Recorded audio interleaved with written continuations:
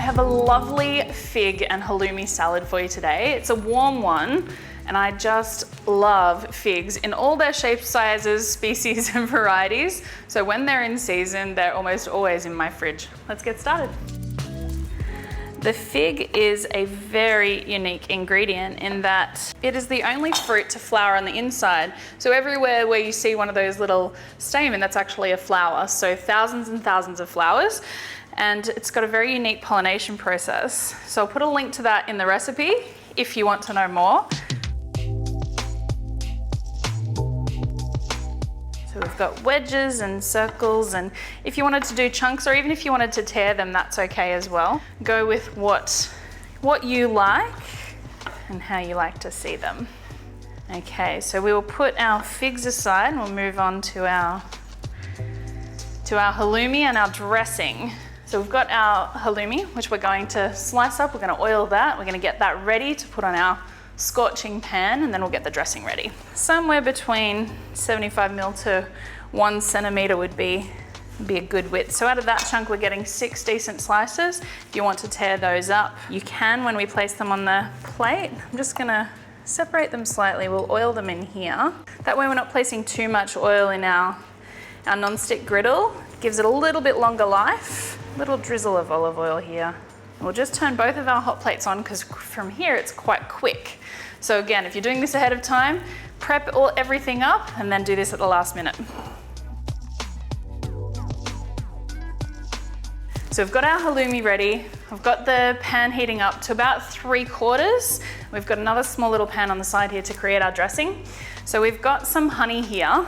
If you have access to really fragrant honey, and we know that they all sort of come from different areas. So if you have a favorite honey to use, I would recommend that. But because we're sort of going with a bit of a Middle Eastern Turkish-ish theme here, I'm gonna use some orange blossom water. And that is sort of gonna deglaze this honey and become quite a fragrant dressing. If you didn't have orange blossom water, you could put some orange zest through here because the orange and the fig and the hazelnuts go really well together.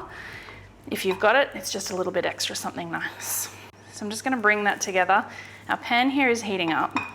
We've got 2 sides to cook this halloumi.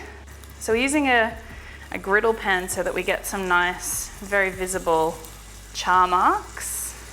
Quite a slippery cheese, all right. So you could use this as a starter or as a side, or it's even, I think, quite acceptable to serve as a dessert because we're sort of having cheese and fruit. So while our halloumi is cooking, while our honey and orange blossom are combining, we're just going to quickly give our toasted hazelnuts a bit of a chop.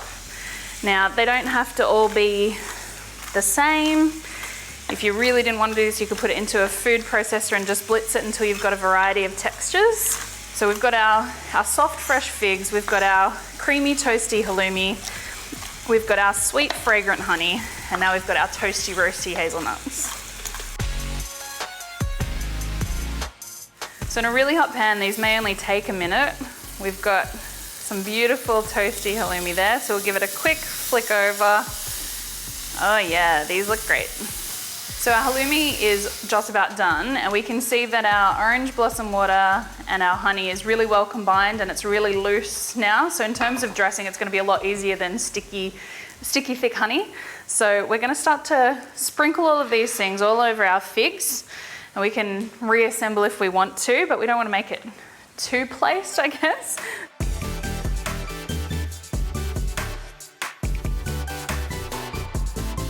So we've got our halloumi down the center there.